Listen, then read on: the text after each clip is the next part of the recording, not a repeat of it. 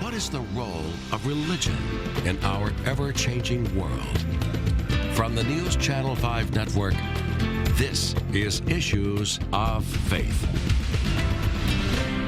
Hello everyone, welcome to Issues of Faith. I'm Ben Hall. Very interesting topic today. It's something maybe you've heard of, but you don't know a lot about.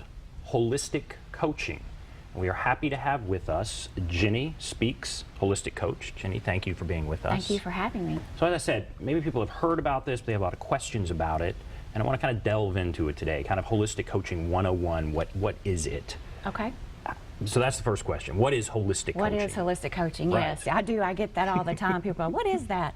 So holistic coaching really just means working with the whole person, the mind, body, and spirit, and teaching how all three of those are interrelated yet interdependent, and really helping people connect to their God-given gifts and abilities and guide them on their path. So I help them connect to their own inner light and power and how to use that for spiritual growth and self-development, and also for self-healing. As far as faiths, you are taking from Eastern and Western faiths, is that right? Or is it primarily, is it all Christian, or what faiths are you using? It's everything. It's looking at what the world is giving us, you know, pulling from the Eastern thought with the Western thought and kind of merging. So on the Eastern thought, I look a lot at the chakra systems in our system and how there's energy fields around that.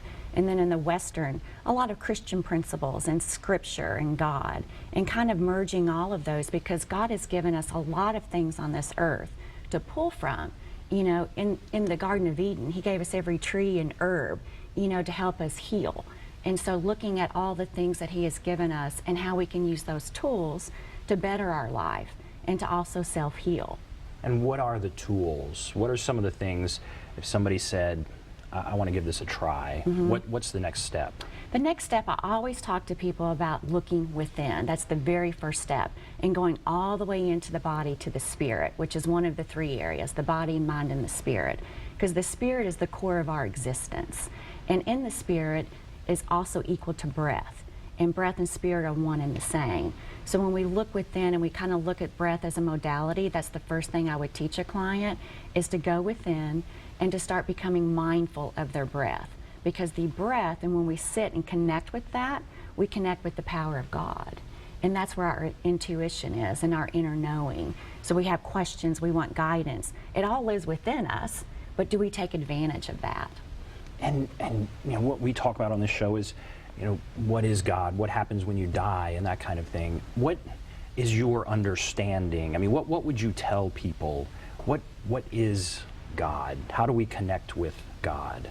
How we would connect with God and how I help people connect with God is the breath. And so the spirit within us, it lives totally within us, and it is a tool that can help us self-heal. And when we become quiet, Scripture says, be still and know that I am God. Okay, what does that really mean? It means to take time and be still. So it's kind of taking your prayer life to a deeper level. When we're in prayer, we're in a state of asking or a state of petition.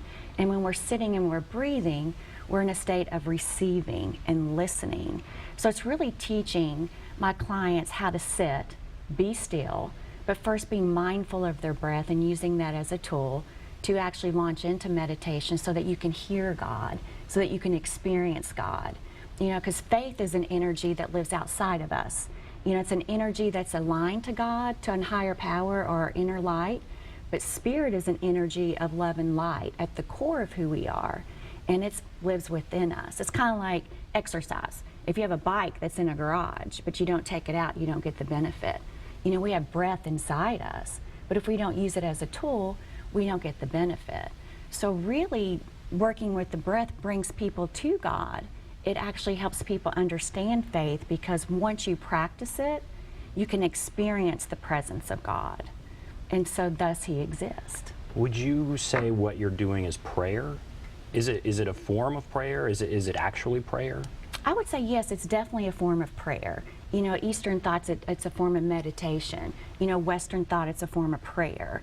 You know, it doesn't matter what you call it. You might call it the energy life within, prana, you know, the divine light, the God particle, whatever it is that you call it, it is a gift that lives inside each and every one of us that is powerful, that if we know how to use it as a tool, it can help with everyday things.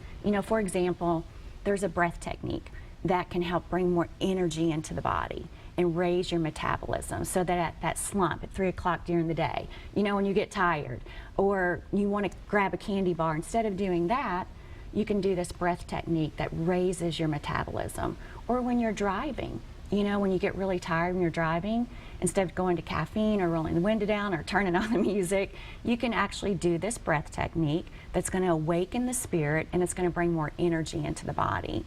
So it's really, the first step is just become mindful that we have breath inside us. We all wake up every day, we go about our life. Do we really give thought that our body is a beautiful spiritual machine that works beautifully? But if we don't take advantage of that power within us to heal or use it as a mindful practice, then we're sort of wasting the gift that God has given us.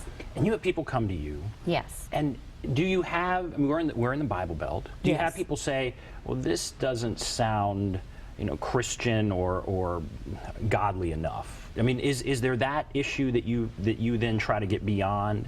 Do you try and explain, well, this is what it is? But do you sometimes have that hurdle you have to get past? You know what? I don't experience that hurdle because in sessions with me, I'm very spiritual in the fact that I pull a lot from Scripture, and from those spiritual truths, because that's one of the foundations of my work, is built upon spiritual truths, the humanistic approach, and life experience.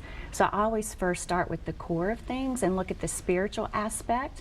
Now, how you put that in a Christian box or a Buddha box or a Hindu box, whichever box you put that in, I always go to the core of what we're talking about and look at that spiritual truth. And typically the core of every religion is love and light.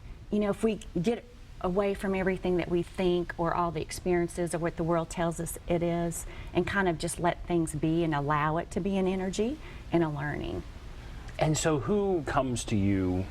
Again, you have people that come to you. Yeah. The typical client, if there is. Yes. Or give us a couple of case studies. People that have come to you with a certain concern or issue or problem, and how do you work through that?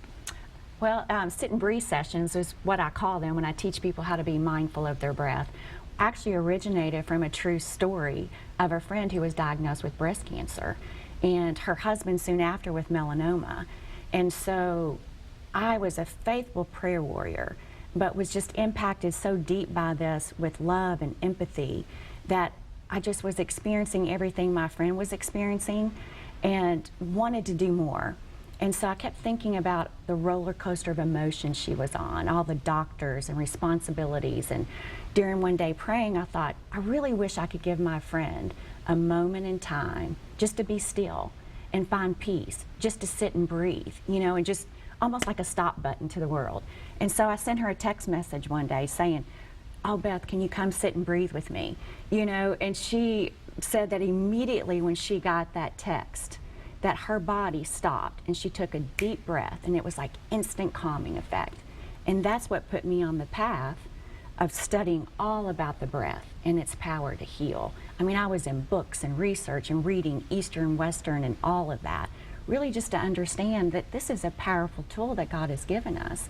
And on my journey with my friend, she was diagnosed in 2006, went through all kinds of treatments through 2007. And it's 9 years later, and she's happy, she's healthy. I've had her whole entire family in the studio during a breathing session, and it's a tool that she can call upon, and her children can call upon, to help them with stress, with anxiety. It can help increase energy. It helps balance your nervous system. So there's just so many different ways that you can use it to help based on the issues that you have at hand. Talking about issues, how unhealthy are our lives, in your opinion, today? I'd say some more unhealthy than others, but we're in a fast-paced world, with technology, which is fabulous, but just constantly bombarded with information. And I'm in and out of corporate America doing trainings all the time, and I see high levels of stress, high levels of anxiety and pressure to perform, and we just have information overload. So back to earlier, be still and know that I'm God. The question is, how many of us take time to be still? You know, we want answers. We want guidance. You know, we're seeking answers. Why am I here? What's my purpose? Sitting still and taking time to give space to silence will bring that. But it's just the knowledge and the education around that is taking time to be still and sit so that you can bring clarity. You can clear out the clutter in your mind so that it's open and it can receive information and answers. That sounds Eastern. That sounds like meditation. Absolutely. It is meditation, yes. Because breath work is a foundation to meditation. Become mindful of your breath first, and the power of the breath leads you to meditation, because the essence of meditation is basically to go beyond thought. You know, instead of thinking thoughts, become aware of our thoughts and let them float up and rise out of the body so that you can just experience being. It's becoming like one with the energy of the universe, which is one with God. So you experience God. And once you experience God, it's like, whoa, you know, you really know it exists because you experience that feeling, that euphoria, you know, that all-knowing, you know, and it's a powerful, powerful place to be. And it's free. You know, you get to do it anytime you want. I mean, we take it with us wherever we go. It sounds basic. We need to slow down, and we need to just be in the moment. Yes. I mean, we hear that, but we don't do it. Yes. People don't do it. Yes. And often when people slow down and they want to meditate, then their mind is overcome with all these other things they think they should be doing or they know they should be doing, and it's just hard. Yes. And you don't truly experience, I think, what you're talking about. Absolutely. It's a practice, just like anything. So like a runner, you know, you just don't go run a marathon 26.2 miles, right? You get up, you run maybe 1, you run 2, and you kind of, it's an everyday persistence and a diligence and a discipline. So yes, when you first start learning about the breath and you first start to sit still, it's extremely hard to, you know, clear the clutter in the mind. So I encourage my clients to do it day in, day out, day in and day out. And some of the simple practices when I first started about breath, biologically what happens to our body is as we age, is our breathing patterns become shallow. And so it's really learning to elongate our breathing patterns. And so once you understand those principles and see it as a tool, and you can get some breathing patterns down that are pretty simple, like a 4-7-8. Dr. Andrew Weil, who's known for integrative research in the mind-body, he has 2 degrees from Harvard, 1 in biology and 1 from medical school. And I use a lot of his teachings that he actually prescribes to his patients. And one of them is 4-7-8, where you breathe in for 4, you hold for 7, and you release for 8. And so when you count, then what happens is you're training your brain to count and be in the moment so you can get rid of, oh, the grocery list, or, oh, I should be doing this, or so the distraction. So there's various ways that you can teach the body and the brain, you know, how to slowly get rid of those tapes that run through our mind, through counting, through visualization, or through affirmations. You know, so there's many different ways, and everybody does it differently. What's going to work for you may not work for me. You know, so I teach a lot of different principles. But you're right, it's a discipline and it's a practice, you know, to do daily. And I want to talk more about how often. But we have to take a break. All right, we'll take a break. We'll come back, continue the discussion. Stay tuned. Be back right after this. That's very good.